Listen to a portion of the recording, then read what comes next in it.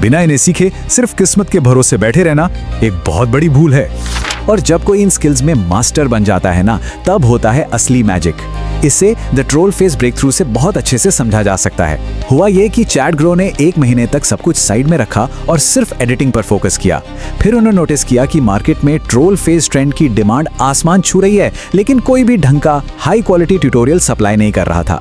बस फिर क्या था, उन्होंने अपनी नई एडिटिंग स्किल्स लगाई और वो ट्यूटोरियल बना डाला। रिजल्ट 3 लाख से भी ज्यादा व्यूज। ये किस्मत नहीं थी, ये मार्केट डिमांड और स्किल्स का एकदम परफेक्ट कॉम्बो था।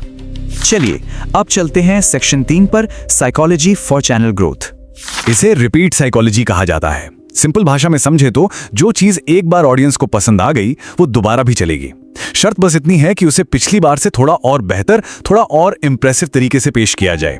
इसी साइकोलॉजी का इस्तेमाल करके क्रिएटर्स वो गारंटीड व्यूज वाला लूप क्रैक कर लेते हैं। लेकिन यहाँ एक बहुत बड़ा रेड फ्लैग भी है। अगर कोई क्रिएटर बस एक ही टॉपिक को तोते की तरह बार बार रिपीट करता रहे तो वो उसी नीश में फंस कर रह जाता है और फिर चैनल के डेड होने का खतरा बहुत ज्यादा बढ़ जाता है। तो इस खतरे से कैसे बचें? यहीं पर एक और कमाल की साइकोलॉजी काम आती है जिसे कहते हैं क्यूरियोसिटी गैप। इसमें होता क्या है कि कंटेंट के अंदर बहुत सारी काम की जानकारी तो दी जाती है, लेकिन जानबूझकर एक सबसे अहम पीस मिसिंग छोड़ दिया जाता है ताकि ऑडियंस के दिमाग में एक खुजली हो और वो उस जानकारी के लिए अगली वीडियो पर क्लिक करने को मजबूर हो जाएं।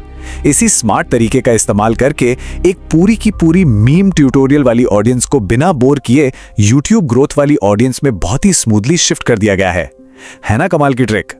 अब आते हैं एक बहुत ही इंटरेस्टिंग पार्ट पर, section 4, passive YouTube income streams.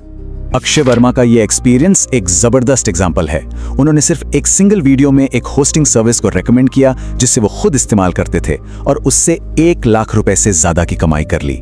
ये है एफिलिएट मार्केटिंग का असली पावर। लेकिन यहाँ ध्यान देने वाली बात यह है कि इसका मतलब ये बिल्कुल नहीं है कि बस डिस्क्रिप्शन में लिंक डाल दिया और लोग खरीदने लगेंगे। बिल्कुल नहीं। क्रिएटर को बहुत ही ऑनेस्टी के साथ ये समझाना पड़ता है कि वो प्रोडक्ट काम कैसे करता है और उससे ऑडियंस की प्रॉब्लम कैसे सॉल्व होगी। जब इंटेंशन सिर्फ बेचने का नहीं बल्कि सच में मदद करने का होता है, तब जनरेट होती है असली एफिलिएट इनकम। इसके अलावा एक और बहुत ही पावरफुल तरीका है डिजिटल प्रोडक्ट्स और वेबिनार्स। यहाँ एडसेंस का कोई रोल ही नहीं है। यहाँ अपनी नॉलेज और एक्सपर्टीज को डायरेक्ट मोनेटाइज किया जाता है। उदाहरण के लिए 200 रेडीमेड सैटिस्फाइंग वीडियोस का बंडल सेल करना, या फिर अगर हम क्रिएटर डिजिटल धैर्य का ही एग्जाम्पल लें जो सिर्फ 15 मिनट की लाइव ट्रेनिंग या कंसल्टेशन के लिए 999 रुपए चार्ज करते हैं। यहाँ समझने वाली बात यह है कि लोग सिर्फ एक सोल्यूशन के लिए पैसे नहीं दे रहे हैं बल्कि अपना कीमती समय बचाने के लिए पे कर रहे हैं।